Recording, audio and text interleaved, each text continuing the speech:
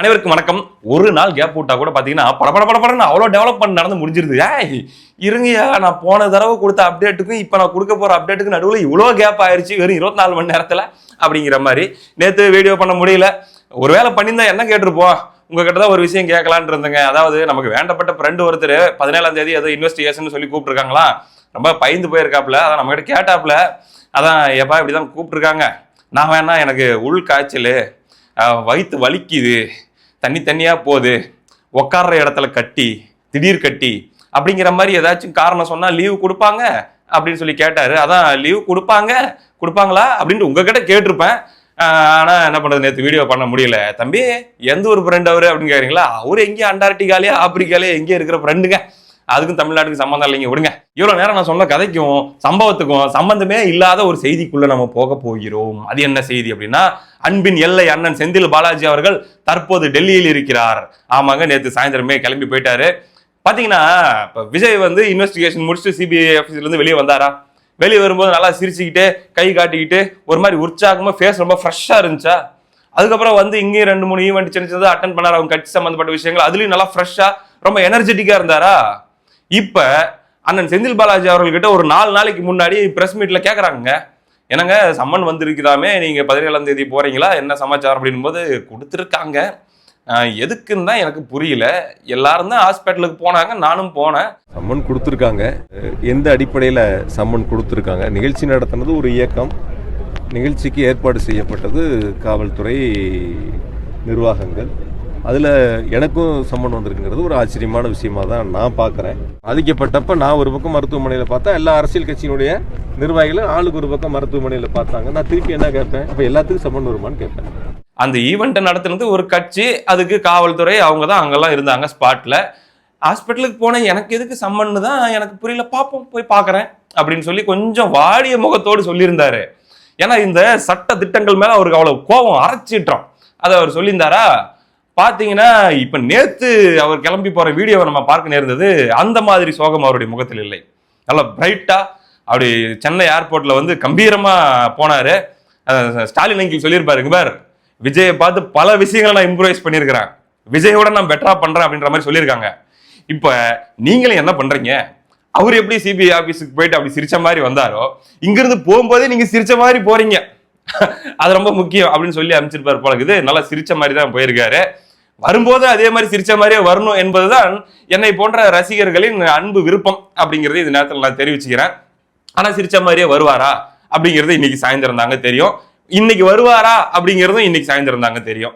அதாவது பாத்தீங்கன்னா விசாரணை ஒரே நாள்ல முடிக்கப்படுமா அல்லது அப்படியே 18ஆம் தேதி அப்படின்னு சொல்லி அப்படியே தள்ளி போகுமா அப்படிங்கிறதும் தெரிஞ்சிடும்னு வச்சுக்கோங்களேன்.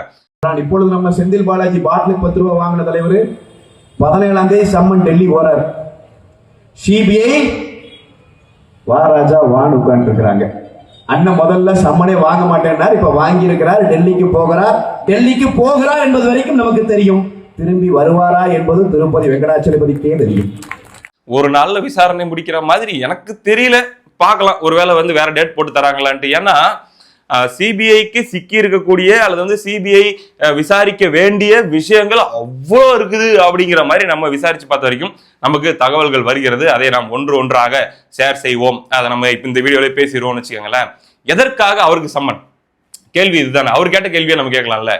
ஏங்க எல்லாரும் தான் ஆஸ்பத்திரிக்கு போனாங்க, எனக்கு மட்டும் ஏன் சம்மன்? நான் ஸ்பாட்லயே இல்லைங்க. இப்ப விஜயை கூப்பிடுறாங்கன்னா அவர் தான் அந்த ஒட்டுமொத்த ஈவெண்ட்டுக்கும் சென்டர், ஸ்பாட்ல இருக்காரு. அதனால வந்து அவரை கூப்பிட்டு தான் ஆகணும். ஏங்க நீங்க நிற்கும் போது என்ன நடந்துச்சு, பேசும்போது என்ன நடந்துச்சு, சுத்தி நீங்க என்ன ஃபீல் பண்ணீங்க, உங்க மேல இப்படி புகார்லாம் வந்திருக்குது, என்ன லாஜிக்கல் தான், புரிஞ்சிக்க முடியுது. ஆதவர்ஜனை கூப்பிட்டாங்க, புஷி ஆனந்த கூப்பிட்டாங்கன்னா இதெல்லாம் புரிஞ்சிக்க முடியுது. ஏன்னா அவங்க எல்லாம் அந்த ஸ்பாட்ல இருந்தவங்க. ஸ்பாட்லயே இல்லாத ஒரு பாதிக்கப்பட்டவங்களை பார்க்க போனவரை எதுக்கு விசாரணை கூப்பிடுறாங்க? அப்ப விஜயோ தாவேக்காரங்களையோ விசாரணை கூப்பிட்டது என்பது நார்மல், அது யூசுவல். சம்பந்தமே இல்லாம ஹாஸ்பிட்டலுக்கு போனவரை கூப்பிட்டதுதான் இந்த இடத்துல பேச வேண்டிய செய்தி என்று பத்திரிகையாளர் மணி அவர்கள் குறிப்பிடுகிறார். ஆமா, கிரெடிட் கொடுத்துடணும். ஆட்டையை போட்டு அந்த பாயிண்ட் நாமளா சொல்ற மாதிரி சொல்லக்கூடாது. அவர் தான் சொன்னாரு இதுதான் நியூஸ் அப்படின்ட்டு. ரைட்டு. என்ன மாதிரியான கேள்விகள் எல்லாம் கேட்கப்படலாம் அப்படின்னு நமக்கு தகவல்கள் வருது அப்படின்னா, பெரிய லிஸ்டே சொல்றாங்க. இப்ப இந்த இன்வெஸ்டிகேஷன் 5 மாசமா நடந்துட்டு இருக்குது இல்லையா. இந்த 5 மாசத்துல பாத்தீங்கன்னா தாவேகா தரப்ப ஆல்மோஸ்ட் எல்லாரையும் முழுசா விசாரிச்சு முடிச்சுட்டாங்க. அவங்க கிட்ட இருந்து பெற வேண்டிய தரவுகள்லாம் எடுத்து வச்சுக்கிட்டாங்க. இன்ஃபேக்ட் மக்கள் சம்பந்தமா இன்னும் சொல்ல போனா மீடியால சொல்லப்பட்ட செய்திகள் ஆங்கிள்லயும் அவங்க விசாரிச்சிருக்காங்க. ஜனநாயகன் ஷூட்டிங் நடந்துச்சா, படம் சம்பந்தப்பட்ட குழுவினர் யாருன்னா உள்ள இருந்தாங்களா, இது மாதிரியான கேள்விகள், தாமதம் வந்தது ஏன், இந்த மாதிரி பல கேள்விகளை கேட்டு அதற்கான பதில்களையும் அவங்க கிட்ட இருந்து விளக்கத்தையும் வாங்கி வச்சிருக்காங்க. அதே போல அங்க இருந்த மற்ற ஆட்கள், சந்தேகப்படும்படியான ஆட்கள், அந்த சம்பவத்துக்கு சம்பந்தமே இல்லாத ஆட்கள், ஆனா ஏதோ ஒரு வகையில அவங்களுக்கும் அந்த ஈவெண்ட்டுக்கு நடுவுல அந்த ஏதோ ஒரு தொடர்பு இருந்திருக்கும் அப்படின்ற மாதிரி சந்தேகப்பட்ட ஆட்கள், இவங்க எல்லாரையுமே அவங்க கூப்பிட்டு விசாரிச்சிருக்காங்க. அது போக மக்கள், கரூர் லோக்கல் மக்கள் மற்றும் பாதிக்கப்பட்டவர்கள், அருகில் இருந்தவர்கள், அக்கம் பக்கத்தில் இருந்தவர்கள், அந்த கூட்டத்தில் இருந்தவர்கள் பல பேரிடம் விசாரணை நடத்தி ஒவ்வொருவரிடமிருந்தும் வாக்குமூலத்தை வாங்கி வச்சிருக்காங்க. அப்படின்னும் போது பாத்தீங்கன்னா அந்த லோக்கல்ல இருக்கிறவங்க கிட்டையும், அந்த நிகழ்வுல கலந்துகிட்டவங்க கிட்டையும், பாதிக்கப்பட்டவர்களுடைய உறவினர்கள் விசாரிக்கும் போது அவர்களுக்கு கிடைத்த பல்வேறு தகவல்கள், பல்வேறு குற்றச்சாட்டுகள் அடிப்படையில தான் இன்னைக்கு செந்தில் பாலாஜி அவர்கள் மீதான விசாரணை என்பது நடப்பதற்கான வாய்ப்பு இருக்கிறது அப்படின்னு சொல்றாங்க.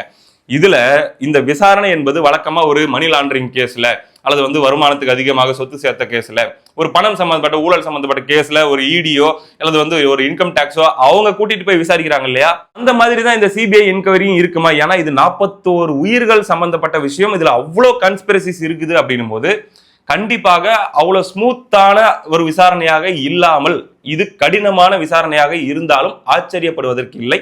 இதற்கு முன்னாடி செந்தில் பாலாஜி அவர்கள் சந்தித்திராத ஒரு விசாரணையாக இருந்தாலும் ஆச்சரியப்படுவதற்கு இல்லை அப்படிங்கிற மாதிரி சொல்றாங்க. முதல் விஷயம். ரெண்டாவது, நம்ம கேள்விப்பட்ட இன்னொரு தகவல் என்ன அப்படின்னா, அந்த 41 பேர் இறந்து போனாங்க இல்லையா, அதுல ஒரு 12 பேருடைய இறப்புல இன்னும் கூடுதலான சந்தேகம் சிபிஐக்கு ஏற்பட்டிருப்பதாக இந்த 5 மாத விசாரணையில அந்த ஒரு 12 பேருடைய டெத் அவங்களுக்கு இன்னும் கொஞ்சம் கூடுதல் டவுட் இருக்கிற மாதிரியும், அது சம்பந்தமாகவும் அவர்கிட்ட கேட்டு விளக்கம் பெற வேண்டும் அப்படிங்கிறதுக்காகவும் ஒரு விஷயம். ரெண்டாவது, இன்னொரு விஷயம் நம்ம பார்க்கணும் அப்படின்னா, போஸ்ட்மார்டங்க ரொம்ப ரொம்ப ரொம்ப ரொம்ப முக்கியமா இந்த விஷயத்துல எல்லாருமே டீப்பா கேட்ட விஷயம், எல்லாரும் கேள்விகள் எழுப்பின விஷயம், எதிர்கட்சி தலைவர்கள் இருந்து எல்லாரும் பேசின விஷயம்.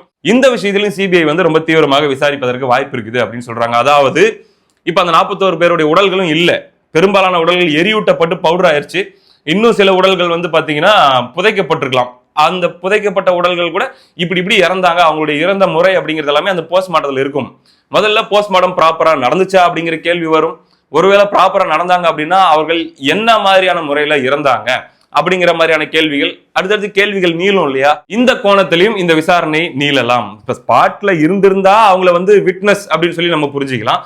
ஸ்பாட்லயே இல்லாத ஒருத்தர்கிட்ட அவங்க கூப்பிட்டு விசாரிக்கிறாங்கன்னா அதை சஸ்பெக்ஷன் தானே நம்ம புரிஞ்சிக்க முடியும். சந்தேக அடிப்படையில் விசாரணை தான் நம்ம புரிஞ்சிக்க முடியும். சாட்சி விசாரணைக்கும் சந்தேக அடிப்படையில் விசாரணைக்கும் வித்தியாசம் இருக்குல்ல அப்படிங்கிற மாதிரியான ஒரு கேள்வி இந்த நேரத்தில் எழுதுங்க.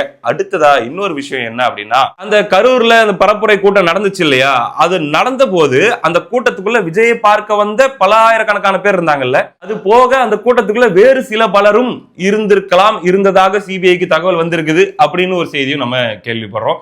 அந்த ஒரு எக்ஸ்ட்ரா இருந்த ஆட்கள் இருக்காங்க இல்லையா, அவங்களுக்கு வெளியே இருந்து கால்ஸ் அண்ட் மெசேஜஸ் அந்த ஈவென்ட் நடக்கிறதுக்கு முன்னாடி நடந்துட்டு இருந்த டைம்ல என்னென்னலாம் போயிருக்கு அல்லது போயிருக்கா அப்படிங்கிற கோணத்துல விசாரணை நடத்தப்பட்டு அதிலிருந்தும் அவங்களுக்கு சில தரவுகள் கிடைத்திருப்பதாக கேள்விப்படுகிறோம். அந்த கால் பண்ண, மெசேஜ் பண்ண, இந்த உள்ள இருந்தவங்களோட தொடர்பு கொண்டு பேசின ஆட்களுக்கும் செந்தில் பாலாஜி அவர்களுக்கும் தொடர்பு இருக்குதா, இப்படி போதா அந்த கனெக்ஷன் அப்படின்ற நோக்கத்திலையும் இந்த கேள்விகள் எல்லாம் நீளலாம். அப்போ இந்த கரூர் துயர சம்பவம் சம்பந்தப்பட்ட வழக்கு எதை நோக்கி நகர்ந்து கொண்டிருக்கிறது அப்படின்னு ஒரு கேள்வி இருக்குல்ல, இது யாரை நோக்கி நகர்ந்து கொண்டிருக்கிறது அப்படின்ற கேள்வி இருக்கு இல்லையா. இதுல விஜயை நோக்கி நகர்ந்து கொண்டிருப்பதாக இனிஷியலா நிறைய பேர் சொல்லிக்கிட்டாலுமே கூட இப்போ வரைக்கும் நமக்கு தெரியாது. விஜய் அவர்களுடைய பாடி லாங்குவேஜ் அந்த விசாரணை முடிச்சுட்டு வெளியே வந்ததுல அவர் முகத்துல இருந்த ஒரு கிளாரிட்டி, ஒரு ஃப்ரெஷ்னஸ், அதாவது நான் முகத்துல இருக்கிற க்ளோவை சொல்லலைங்க, அது கண்ணில் தெரியும் இல்லையா ஒருத்தங்களுடைய மைண்ட் என்ன இருக்கு அப்படின்ற மாதிரியான ஒரு விஷயம். இந்த மாதிரி அந்த ஒரு ஃபீல் அவர் முகத்துல இருந்ததாக நான் ஃபீல் பண்ணேன். அதுக்கப்புறம் இப்போ லாஸ்ட் 2 டேஸாவே அவர் ரொம்ப எனர்ஜெட்டிக்கா இருக்கிறதையும் நம்மளால பார்க்க முடியுது. அந்த பிரஸ் மீட் கொடுக்கும்போது செந்தில் பாலாஜி அவர்கள் முகத்தில் இருந்த ஒரு விதமான ஏதோ ஒரு ஸ்ட்ரெஸ் அவர் ஃபீல் பண்ணிட்டு இருந்த மாதிரி நம்மளால ஃபீல் பண்ண முடிஞ்சு.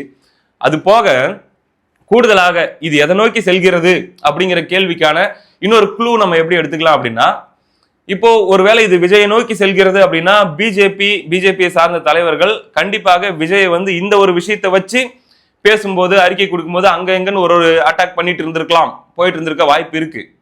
ஆனா எவ்ரி சிங்கிள் டைம் பிஜேபி சார்ந்த லீடர்கள், குறிப்பாக மாநில தலைவர் நயினார் நாகேந்திரன் அவர்கள், அது போல வந்து பாத்தீங்கன்னா அண்ணாமலை அவர்கள்லாம் முன்னாள் காவல்துறை அதிகாரி. ஸோ ஒரு இன்வெஸ்டிகேஷன், ஒரு விசாரணை எப்படி போகுது நடக்குது அப்படின்ற அத்தனை தகவல்களும் அவருக்கும் சோர்சஸ் மூலமா அவரும் கேள்விப்பட்டிருக்கலாம், என்ன வேணா இருக்கலாம்.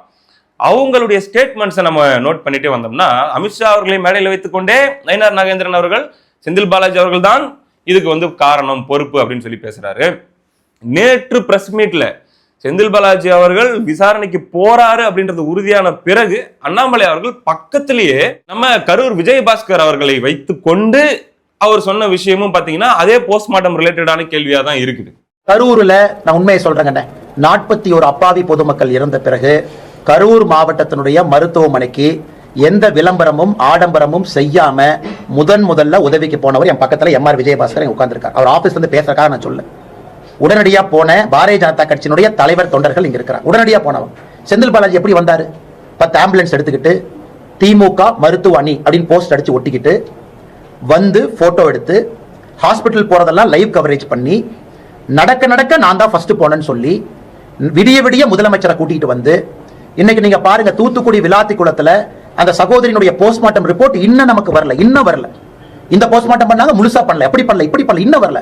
ஆனா ஒரே நாள்ல நள்ளிரவுல அண்ணன் எடப்பாடி பழனிசாமி அவர்கள் காலையில எம்ஆர் விஜயபாஸ்கர் அவர்கள் காலையில கூட்டிட்டு வர்றாங்க. கொஞ்ச நேரத்துல செந்தில்நாதன் அண்ணன் என்னை கூட்டிட்டு வர்றாங்க. அதுக்கு முன்னாடி ஒருத்தருடைய சடலம் இருக்கக்கூடாது என்பதற்காக விடிய உடல் கூராய்வு செய்து 3:30 மணி 4 மணிக்கு எல்லாத்தையும் கூட்டிட்டு போயிட்டு துபாயில இருந்து பிரைவேட் ஜெட்ல உதயநிதி வந்தார். உதயநிதி எங்க இருந்து வந்தாருன்னா துபாயில இருந்து பிரைவேட் ஜெட்ல வந்தார். திரும்ப அதே பிரைவேட் ஜெட்ல துபாய்க்கு போனார். இதெல்லாம் பார்த்தா நமக்கு சந்தேகம் வரலையாங்கன்னா, எந்த ஒரு போலீஸ் மேன், ஒரு காமன் சென்ஸ் இருக்கக்கூடிய ஒரு போலீஸ் அதிகாரி, கொஞ்சம் கிரைம் நாலேஜ் இருக்கக்கூடிய போலீஸ் அதிகாரி, காமன் சென்ஸ் இருக்கவங்களுக்கு சந்தேகம் வராதாங்கன்னா, எங்கேயாச்சும் விஜயபாஸ்கர் அண்ணன் போய் நான் தான் ஃபர்ஸ்ட் போனேன், நான் தான் பண்ணேன் அப்படின்னு சொன்னாரா? காப்பாற்றுவதற்காக இவர்கள் எல்லாம் பாடுபட்ட பொழுது விளம்பரம் செய்து கொண்டிருந்த செந்தில் பாலாஜி, சரி 10 ரூபா பாலாஜி என்று சொன்ன பிறகு செருப்பு எங்கிருந்து வந்துச்சு? கரூர்ல தானே வந்துச்சு. அதன் பிறகு செந்தில் பாலாஜியினுடைய நடவடிக்கை முன்னும் பின்பும். இவங்க போய் எனக்கு பர்மிஷன் கேட்கறாங்க, விஜய் அவங்க கட்சியில சம்பந்தம் இல்லாத இடத்துல இங்க வந்து கொடுக்கறாங்க. அதுல திமுகவினுடைய முன்னாள் அமைச்சருக்கு சம்பந்தம் இல்லைன்னு நினைக்கிறீங்களா? அதனால செந்தில் பாலாஜி அவர்களை கண்டிப்பா சிபிஐ விசாரணை பண்ணணும். நாளைக்கு போறாரு. ஆனா ஒரு வாரமா பதறிட்டு இருக்காரு, எனக்கு தெரியல. ஒரு வாரமா ரொம்ப பதறாரு. பத்திரிகையாளர் நீங்க கேள்வி கேட்டா சலன் உங்க மேல பாயறாரு. நீங்க ஏதாச்சும் இந்த மாதிரி கேள்வி கேட்டா மூஞ்சி ஒரு மாதிரி வச்சுக்கிறாரு. அதனால சிபிஐ விசாரணைக்கு போயிட்டு வரட்டும், உண்மை வெளியே வரட்டுங்க. அப்படின்னும் போது இந்த தலைவர்கள் திரும்ப இன்சிஸ்ட் பண்ணிட்டு இருக்கிற விஷயங்கள் எல்லாம் பார்க்கும்போது ஒருவேளை இந்த விசாரணை என்பது செந்தில் பாலாஜி அவர்களை குறிவைத்து நகர்கிறதோ அப்படிங்கிற கேள்வியை நமக்கு எழுப்புது. இதெல்லாம் சின்ன சின்ன க்ளூஸ் தான். ஸோ இது திடீர்னு தலைகீழான ட்விஸ்ட் யாருக்கு தெரியாது. இப்படி போயிட்டு இருக்குதுங்கிறதா நம்ம பார்த்துட்டு இருக்கிறோம். இன்று மாலை இந்த விசாரணை தொடர்கிறதா அல்லது இந்த விசாரணை இன்றோடு முடிகிறதா இல்லது வேற ஏதாச்சும் இன்னும் பயங்கரமான ட்விஸ்ட் ஏதாச்சும் இருக்க போகிறதா என்பது எல்லாத்துக்கான பதிலும் கிடைச்சிரும். பொறுத்திருந்து பார்ப்போம். அடுத்த வீடியோவில் சந்திப்போம். நன்றி.